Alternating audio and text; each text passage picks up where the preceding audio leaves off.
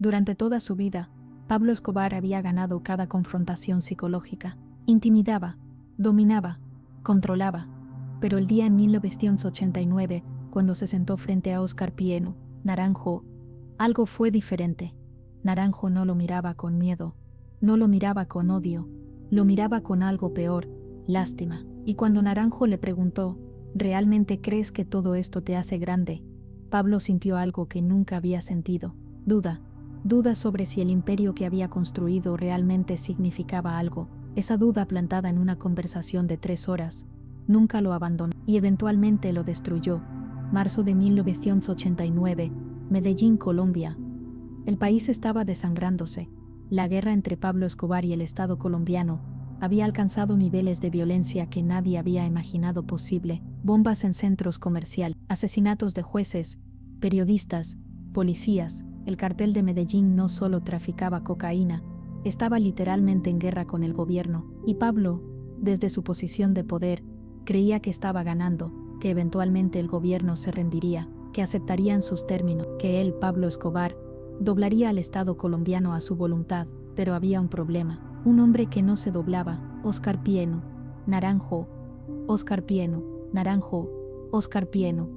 Naranjo era el general director de la Policía Nacional de Colombia. No era un político corrupto que Pablo pudiera comprar, no era un oficial asustado que Pablo pudiera intimidar, era un hombre de principios, de disciplina militar, de lealtad absoluta al Estado de Derecho. Había dedicado su carrera a combatir el narcotráfico, y personalmente había convertido la captura de Pablo Escobar en su misión de vida. Naranjo había dirigido operativos que habían desmantelado propiedades de Pablo, había entrenado escuadrones especiales para rastrear a los sicarios del cartel, había coordinado con la DEA estadounidense para apretarle el cerco a Pablo, y Pablo lo odiaba con una intensidad que reservaba para pocos, porque Naranjo era incorruptible, y eso lo hacía peligroso de una manera que Pablo no podía manejar con dinero o violencia. Pablo había intentado matar a Naranjo 3 veces. La primera vez, en 1987, una bomba en el carro de Naranjo falló por un error de los sicarios. Naranjo sobrevivió. La segunda vez, en 1968, sicarios emboscaron su convoy. Naranjo escapó con heridas menores, pero vivo. La tercera vez, a principios de 1989, Pablo ofreció una recompensa de $1 millón por la cabeza de Naranjo, pero Naranjo aumentó su seguridad, cambió sus rutas y continuó su trabajo sin pausar. Cada intento fallido solo hacía a Naranjo más determinado y a Pablo más frustrado, porque en el fondo, Pablo sabía algo: Naranjo no iba a detenerse, nunca, no hasta que Pablo estuviera muerto o en prisión, y esa certeza era algo que Pablo no estaba acostumbrado a enfrentar. Pero en marzo de el gobierno, bajo presión internacional y nacional por la violencia extrema, ofreció negociar, no rendición incondicional, negociación. Si Pablo cesaba los atentados, si entregaba algunas de sus operaciones, si aceptaba ciertos términos, el gobierno consideraría un acuerdo. Pablo, cansado de huir, de esconderse, de vivir como fugitivo, aceptó explorar las conversaciones, pero puso una condición: quería hablar directamente con Naranjo, no con políticos, no con intermediarios, con el hombre que lo perseguía. Quería mirarlo a los ojos, quería demostrarle que él, Pablo Escobar, era quien tenía el poder real, que Naranjo podría ser incorruptible, pero Pablo era invencible. El gobierno, sorprendido por la petición, consultó con Naranjo, y para sorpresa de muchos, Naranjo aceptó. La reunión se organizó en una locación neutral, una hacienda en las afueras de Medellín, controlada por el ejército pero acordada como zona de no confrontación para las negociaciones. Las condiciones fueron estrictas. Pablo podría venir con 2 guardaespaldas, pero sin armas dentro de la sala. Naranjo vendría con 2 oficiales, también sin armas en la sala. Habría observadores del gobierno y abogados presentes. Todo sería grabado en audio. La fecha se fijó para el 15 de marzo de 1980. Pablo llegó primero, deliberadamente. Quería estar en la sala cuando Naranjo entrara.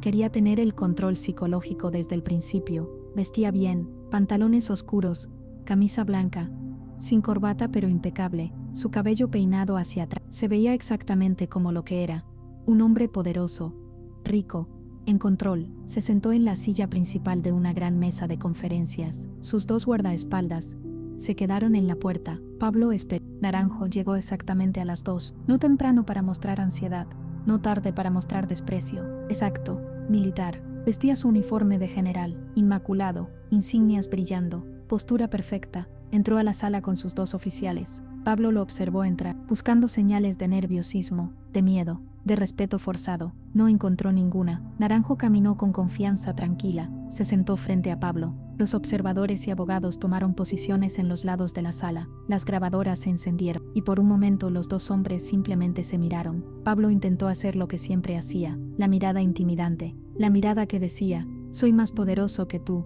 Y ambos lo sabemos, pero Naranjo no apartó la vista, no mostró intimidación, solo observó a Pablo con lo que parecía ser curiosidad, como si estuviera estudiando un fenómeno interesante, pero no amenazante. Pablo habló primero. General Naranjo, finalmente nos conocemos cara a cara. Señor Escobar, Naranjo respondió. Su voz era neutral, ni hostil ni amigable, profesional. Aprecio que haya aceptado esta reunión. Entiendo que quiere negociar términos. Naranjo continuó. El gobierno está dispuesto a escuchar propuestas, pero antes de comenzar, necesito establecer algo. Esta no es una negociación entre iguales. Esto es una discusión sobre cómo usted puede rendirse bajo condiciones que minimicen más derramamiento de sangre. Pablo sintió irritación. ¿Rendirme? Creo que malinterpreta la situación. General, no estoy aquí para rendirme. Estoy aquí para ofrecer términos bajo los cuales cesaré las hostilidades. Hay una diferencia. Naranjo asintió lentamente. Entiendo que usted lo ve así. Proceda. Dígame sus términos. Pablo se inclinó hacia adelante. Primero, garantías de seguridad para mi familia. Protección total, sin excepciones. Segundo, una prisión de mi elección, con condiciones aceptables. Tercero, no extradición a Estados Unidos bajo ninguna circunstancia. Cuarto, sentencia máxima de 5 años. Quinto, inmunidad para mis asociados si también cesan operaciones. Sexto, mis propiedades no serán confiscadas en su totalidad. Se negociará un porcentaje razonable. Naranjo escuchó sin interrumpir. Cuando Pablo terminó, hubo silencio. Luego Naranjo habló. Esos términos son inaceptables en su mayoría, pero no vine aquí a negociar detalles. Vine porque me intriga algo, y pensé que esta sería mi oportunidad de preguntárselo directamente. Pablo frunció el ceño. ¿Preguntarme qué? ¿Por qué? Naranjo dijo simplemente. ¿Por qué qué? ¿Por qué todo esto? Usted es un hombre inteligente. Lo he estudiado durante años. Veo la estrategia en sus movimientos, la planificación. No es un criminal estúpido, es brillante en muchos aspectos. Así que, ¿por qué? ¿Por qué elegir este camino? Pablo se rió, pero fue una risa incómoda. Me está preguntando por qué elegí ser exitoso. ¿Por qué elegí no ser pobre? No, Naranjo dijo calmadamente. Le estoy preguntando por qué eligió destruir. Podría haber sido exitoso de muchas maneras, pero eligió esto. ¿Por qué? Porque el sistema no deja opciones a hombres como yo. Pablo respondió. La respuesta automática que siempre daba. El sistema está diseñado para mantener a los pobres pobres. Yo me negué a aceptar eso. Interesante, Naranjo dijo. Entonces se ve a sí mismo como, ¿qué? ¿Un revolucionario? ¿Un Robin Hood? Me veo a mí mismo como un hombre que tomó control de su destino, matando a miles de personas en el proceso. Muertes necesarias. En guerra hay bajas. Guerra. Naranjo se inclinó ligeramente hacia adelante. ¿Contra quién está en guerra, señor Escobar? ¿El gobierno? ¿El sistema?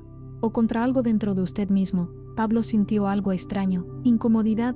No estoy aquí para un análisis psicológico general. Estoy aquí para negociar términos. Lo sé, y llegaremos a eso, pero tengo curiosidad genuina. Usted ha construido un imperio, tiene miles de millones de dólares, poder que rivaliza con el del gobierno, respeto basado en miedo. ¿Pero es feliz? La pregunta golpeó a Pablo como algo físico. Nadie le había preguntado eso. Nunca. ¿Felicidad? Pablo casi escupió la palabra. La felicidad es para gente que no puede conseguir poder. Yo no busco felicidad. Busco control. Control, Naranjo repitió. Pero no lo tiene, ¿verdad? Por eso está aquí. Porque está huyendo. Porque cada día hay más presión. Porque su imperio se está desmoronando. Si tuviera control real, no estaría negociando. Pablo sintió rabia subiendo. Mi imperio no se está desmoronando. Estoy eligiendo negociar para evitar más violencia innecesaria. Mintiendo a mí está bien, Naranjo dijo suavemente. ¿Pero se está mintiendo a sí mismo también? No estoy mintiendo. Entonces responda honestamente. ¿Valió la pena? Silencio. ¿Valió la pena qué? Pablo preguntó, aunque sabía exactamente qué estaba preguntando Naranjo. Todos los asesinatos, las bombas, las vidas destruidas, su familia viviendo con miedo constante, sus hijos sin poder ir a la escuela normalmente, su esposa sin poder dormir tranquila, usted sin poder caminar por las calles de su propia ciudad, perseguido, casado, viviendo como animal acorralado. ¿Todo esto valió la pena por el dinero? ¿Por el poder que ahora está perdiendo? Pablo sintió su respiración acelerarse. Tengo más de lo que usted jamás tendrá. ¿Tiene paz? Naranjo preguntó. La pregunta fue tan simple pero tan devastadora. ¿Tiene amor que no esté basado en miedo? ¿Tiene respeto real o solo obediencia comprada? ¿Tiene un legado del que pueda estar orgulloso? ¿O tiene millones de dólares que no puede gastar, poder que no puede ejercer sin esconderse, y un nombre que será recordado como sinónimo de destrucción? Pablo se levantó abruptamente. No vine aquí para ser juzgado. Siéntese, señor Escobar, Naranjo dijo. No fue una orden, no fue una amenaza, solo una sugerencia tranquila, y sorprendentemente Pablo se sentó. Naranjo continuó. No lo estoy juzgando, realmente no lo estoy. Ya hay juicios suficientes, tribunales, leyes, Dios eventualmente, no necesita el mío, pero sí lo estoy mirando, y tratando de entender, porque he dedicado años a perseguirlo, y en ese tiempo he visto lo que ha hecho, he visto los cuerpos, he consolado a viudas, he visto ciudades aterrorizadas, y sí lo odio por eso, pero también tengo que preguntarme, ¿quién hace eso a propósito? ¿Quién elige ser eso? Y la única respuesta que encuentro es, alguien que está profundamente roto, alguien que está tratando de llenar un vacío que el dinero y el poder nunca pueden llenar. No sabe nada sobre mí, Pablo dijo, pero su voz carecía de la fuerza usual. Sé más de lo que piensa, sé que creció pobre, sé que su padre era un campesino, sé que fue humillado por su pobreza, sé que prometió nunca ser pobre de nuevo, y cumplió esa promesa, pero ¿cuál fue el costo? ¿Alguna vez se detiene a calcularlo realmente? El costo fue necesario, Pablo insistió, pero incluso a sus propios oídos sonaba vacío. ¿Necesario para qué? ¿Para demostrar algo? ¿A quién? ¿A las personas que lo humillaron? ¿Al sistema que lo rechazó? ¿O a usted mismo? Naranjo hizo una pausa. ¿Realmente crees que todo esto te hace grande? Y ahí estaba, la pregunta central, la que Pablo había estado evitando toda su vida. Pablo no respondió inmediatamente. Por primera vez en esta conversación, no tuvo una respuesta automática, una justificación lista, un argumento preparado. Naranjo esperó. El silencio se extendió. 30 segundos. 45. Los observadores en la sala se movieron incómodos. Nunca habían visto a Pablo Escobar sin palabras. Finalmente, Pablo habló. He construido más de lo que la mayoría de la gente sueña. Eso no responde mi pregunta, Naranjo dijo gentilmente. Le pregunté si cree que lo hace grande, no si ha construido mucho. ¿Es lo mismo? No, no lo es. Un hombre puede construir un imperio y seguir siendo pequeño. La grandeza no es sobre cuánto tienes, es sobre quién eres. ¿Y quién eres, señor Escobar? Es un hombre que mata para mantener lo que tiene. Eso no es grandeza, eso es miedo. Pablo sintió algo quebrándose dentro. No tengo miedo de nada. Mientes, Naranjo dijo, pero lo dijo sin crueldad, solo declarando un hecho. Tienes miedo de todo, miedo de perder poder, miedo de ser irrelevante, miedo de volver a ser el niño pobre que fuiste, miedo de que sin el dinero y el poder, no seas nadie, y ese miedo te ha convertido en prisionero de tu propio imperio. No lo controlas, te controla a ti. Las palabras resonaron en la sala. Pablo miró a Naranjo, y por primera vez realmente lo vio, no como enemigo, no como obstáculo, sino como alguien que había visto a través de todas las capas, a través de toda la riqueza, el poder, la violencia, directo al núcleo vacío en el centro de Pablo Escobar, y lo que hizo esto devastador, no fue el juicio, fue la lástima en los ojos de Naranjo.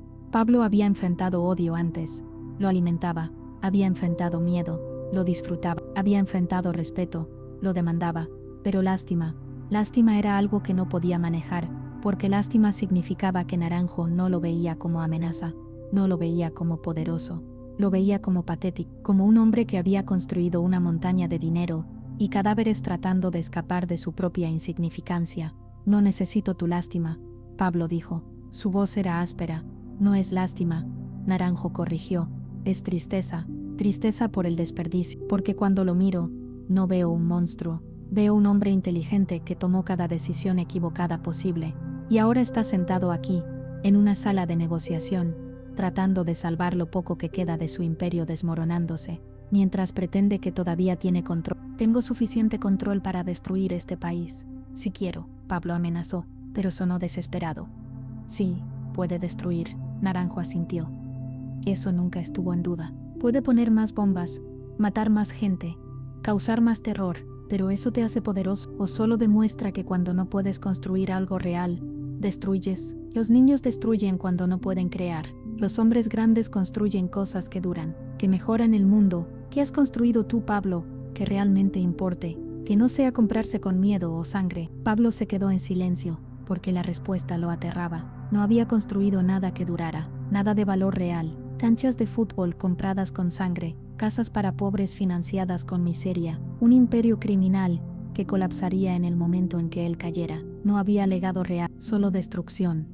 Veo que está pensando, Naranjo observó. Eso es bueno. Significa que todavía hay algo humano ahí, algo que puede reconocer la verdad cuando la escucha. ¿Y cuál es la verdad?, Pablo preguntó. Su voz era apenas audible. La verdad es que no es demasiado tarde. Todavía puede elegir un camino diferente. No puede deshacer lo que ha hecho. Esas muertes son permanentes. Ese dolor es permanente. Pero puede detenerse. Ahora, puede rendirse realmente. No esta farsa de negociación donde intenta mantener algo de poder, sino rendirse completamente, aceptar las consecuencias, ir a prisión, pasar el resto de su vida allí, y tal vez, solo tal vez, en esos años, pueda encontrar algo de redención, algo de paz real. ¿Quieres que renuncie a todo? Quiero que reconozca que ya ha perdido todo lo que importa. El resto es solo ilusión. Pablo miró alrededor de la sala. Los observadores evitaban su mirada. Sus propios guardaespaldas parecían incómodos. Nadie lo defendía. Nadie decía que Naranjo estaba equivocado,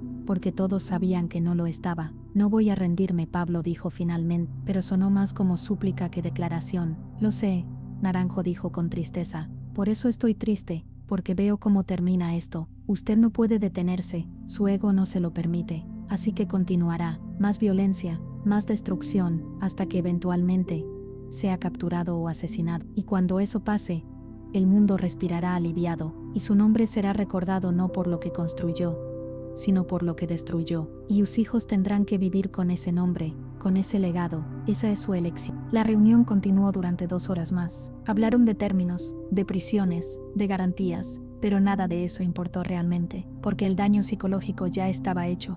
Naranjo había plantado semillas de duda en Pablo que nunca podrían ser desarraigadas. Cuando Pablo salió de esa sala, sus guardaespaldas notaron algo diferente. Caminaba diferente, más lento, con menos confianza.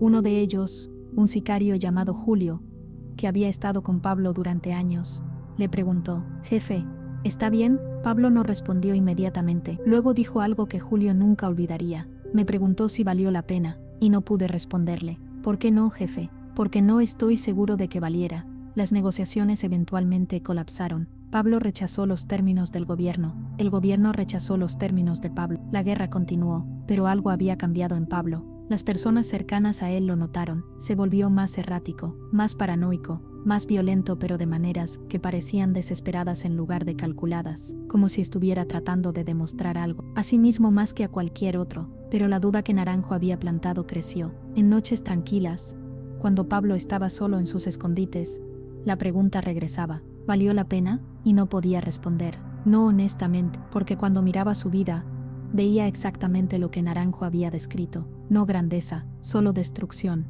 No poder real, solo miedo comprado. No legado, solo vergüenza para su familia. En 1993, cuando Pablo murió en ese tejado en Medellín, perseguido, casado, acorralado, sus últimos pensamientos no se conocen, pero aquellos que estuvieron cerca de él en sus últimos meses dicen que había cambiado, que el Pablo que murió no era el Pablo arrogante de años atrás. Era un hombre cansado, asustado, y tal vez, finalmente, consciente de que Naranjo había tenido razón, que todo el imperio, todo el dinero, todo el poder, no había valido la pena, no había hecho grande a Pablo, solo lo había hecho monstruoso. Y en el final, cuando las balas lo encontraron, tal vez sintió algo parecido a alivio, el alivio de que la pregunta que no podía responder finalmente ya no importaba, porque la respuesta era obvia: no, no había valido la pena, nada de eso. Oscar Penn.